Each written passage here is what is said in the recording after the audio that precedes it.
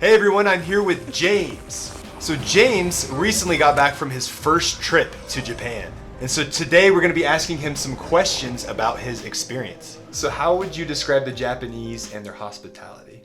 Top tier. Best worldwide. I've only been to America and Japan pretty much, but top tier. What made it top tier? I think they're just very thoughtful, very compassionate, and very genuine people. The challenge I faced with the language barrier was not being able to communicate with 90% of the people I interacted with. Google Translate was fantastic, honestly. Use that thing every day. Wake up, Google Translate. Large. Eat lunch, Google Translate. Buy groceries from 7-Eleven, which I did frequently. Google Translate. Google Translate. Those egg sandwiches, I needed to know that they were egg sandwiches, and they were delicious. Just these triangles filled with nectar from the gods. I don't know what made them so good, but they cut the crust off and packaged them so nicely, and you unwrapped them, and it was the most delicious thing you'd ever eaten in your life. And it was like 300 yen. And where did you get those sandwiches? A variety of places. 7-Eleven was a frequent stop. Also, I think Lawson's. And I want to say Family Mart. The great three konbinis. Is that what they're called? That's what I call it. So in Japan, James tried okonomiyaki for the first time. How was your experience eating okonomiyaki? So I'll start by saying it was good, but also I thought it was the fluffy pancakes. And so I went in and I was like, where are the pancakes? But once I recovered from that like bit of a bummer, I realized where we were at and what they were serving. And we all ordered the same thing, I think. No, you ordered shrimp. Yeah. So I got just shrimp, but it was delicious. I loved it. Yeah. So you were expecting to go in and have fluffy pancakes, but instead it was like kind of more of a meat. Yeah, it was like this vegetable, like fried, I don't even know what the ingredients were, honestly, but it was yummy. I loved it. And what was the reaction of everyone in the restaurant as... It was this pretty thin restaurant, honestly. Like it wasn't a very wide space, and so it was like our table, and then a couple feet off the edge of our table there was this bar that ran alongside the kitchen area, and every single person in that restaurant had turned around to watch us eat. How would you describe the skyline in Tokyo? Oh, it was one of the most impressive things I've ever seen in my life. They had this beautiful park in the middle of Tokyo that painted a really cool contrast to the skyline. And then you've got all of these skyscrapers, you've got suburbs that you see in the distance, and it was pretty. It was so pretty. Definitely. And I think what's so breathtaking about it too is just like, it's so much city. Like it expands so far. So what did you think when you saw Mount Fuji for the first time? Wow. I think the first time was on a bullet train, Shinkansen. And it was so big. It had snow on it at that point. So you had this beautiful crown of snow on top. And it was just majestic. That's the word. Majestic. It is breathtaking. Like when you pass by Fuji for the first time. And what I thought was really cool, at least one time we sit on the Shinkansen, there was a Japanese man sitting on the other side, and he was giving us his seat so that we could see. Do you remember that? I remember that. No, that was so nice. Yeah. But I wonder if he remembered his first time as a child seeing Fuji, and then he recognized that in our eyes. These 25, 30-year-old men with that same childlike awe. And we went to Universal Studios Japan. What was your favorite part of Universal Studios? So I would say Super Mario or Super Nintendo Land. Super Nintendo World? Yeah. I think it's World. Super Nintendo World. But the hidden gem of the entire experience was Water World. Water World. It was so cool. Ryan, your brother, was raving about it the whole time, and he was like, "We gotta see Water World before we leave." And I was like, "Whatever." But it was probably my favorite part. But Super Nintendo World was everything I dreamed of as a child and more. It felt like you were literally in a Mario game, and I loved it. What was your impression of the transportation system in Japan? It is very efficient. Like efficient as it's as efficient as it can get.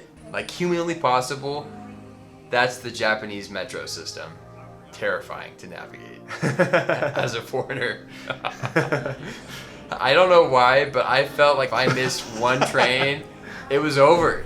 You were stressed. I was stressed, and I don't think we ever actually missed a train when I was navigating. Really? I don't think we did. I think I did a decent job, but I also probably could have Chill out. chilled out a little bit. How about your experience, apart from the navigation aspect, what was your experience like on the trains and particularly the Shinkansen? So on the trains, in public, I think it's pretty typical to not really talk a lot. Like you don't take a phone call. You don't really talk loudly to people around you. And so that was pretty unique compared to America. I feel like here it's very acceptable to have conversations. It's very loud on trains in America. It is. It really is. And I feel like even the babies, the Japanese babies, were just very polite. They didn't cry. It was great. Definitely. Yeah. The Shinkansen they're very fast, but I feel like my time on them literally flew by. What feelings did you have when that Shinkansen, we were standing there and the Shinkansen just whips by you 150 miles an hour? Almost blown off the platform. I joke, but there was literally a huge force of wind that made me lose my balance because the trains don't always stop at each station, right? So if they're not stopping, they just kind of blow right through full speed. And it's really scary. Like if you're not paying attention and that happens, you kind of like whip around and your heart's just like beating really fast. Tell me about your experience in a Japanese onsen. Transformative. I am not the same person who left America 1 month ago. No, it was a lot of fun. We went there, we had a great meal, and then we changed into our yukata, which were kind of like these robes that the onsen gave us. And then we went downstairs to the public bath, and of course you derobe, so everybody's naked. A better word might be renewing, because obviously it's a bath and you clean yourself, but I feel like more than a normal bath, you could shed layers of stress, leave your worries outside, and it just all kind of melted away. And it felt just renewing, to use the word I said. So the second onsen we went to, we took a bus up the windiest mountain road in Hakone. which kudos to that bus driver. If you're watching this video, that was very impressive. You were a talented driver. I thought we were going to die at multiple points, and we didn't. But more importantly, the onsen, Jason and I woke up at the crack of dawn, probably around 6 o'clock, and we went to the public bath and we sat in it as the sun was beginning to rise. And you could see Fuji in the distance, Fuji-san. And it was of like this screen. It probably took up this much of the landscape. It was big. And, you know, the landscape started out being kind of gray. And then as the sun came up behind us, you saw color creep in. And like it was kind of like a wispy, misty morning. It was really cool. And it was a spiritual experience. Was there any interesting technology or innovation that you noticed in Japan that's different than the United States? I don't know if I'd call it innovation, but the vending machines. The vending machines. Vending machines. Yeah, I loved being able to get a water bottle or a fizzy drink at every vending machine we passed, which was probably every 100 feet. I don't know actually, but it felt pretty often. So, what were your impressions of rural Japan? Because something important to you on the trip is you really wanted to go out, see the countryside. And we did some of that on the trip. How did you like it out there? I think that was my favorite part of the trip, was seeing rural Japan. We walked on this trail, the Nakasendo Trail, and just past these really quiet towns where you don't really see a lot of people walking around besides tourists. But they've got these shops open along the way where you can get souvenirs, these fun wooden carvings, and you know, of course, they've got food stands all along the way. And it was just, it gave something to my soul that the cities didn't give. I don't know what it was. Definitely. I was giddy with excitement. Probably in all of the videos we took, I was just like bouncing around like, this is so cool! I love this! Just because it was so pretty.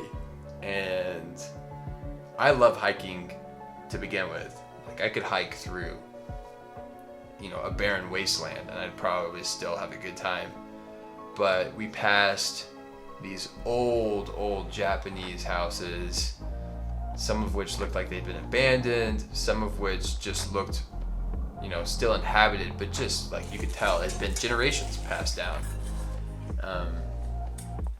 And the scenery was, it just made you stop and appreciate life when you were hiking through it. Now on the trail, it started to snow on us a ton. And I feel like that made it so beautiful, just seeing the snow everywhere. You got snow all up in your hair. Hike the Nakasendo Trail. It was so cool. There were like parts where it was cobblestone paved, where there would be like stair steps, sometimes even railings to hold on to. Other parts where it was just kind of a traditional dirt forest path.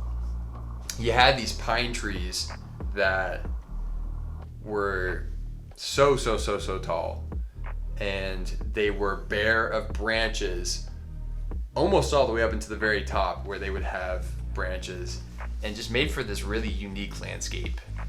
And you know, of course, then the snow hit and everything got all nice and white and fluffy, and it just made it even cooler. So beautiful. Yeah. So my audience is primarily Japanese. What would you say to the Japanese people after you experienced this trip? I would say thank you. Thank you for such a memorable experience. You know, a lot of why I loved it was just, it was very scenic and beautiful, but I think the Japanese are very admirable in how they treat others, how they live their own lives, and it was kind of inspiring. And I love America, but I grew to love Japan as well, and would love to go back multiple times and share time there with everyone else. Oh, is this not a picture? It's a video. Ah.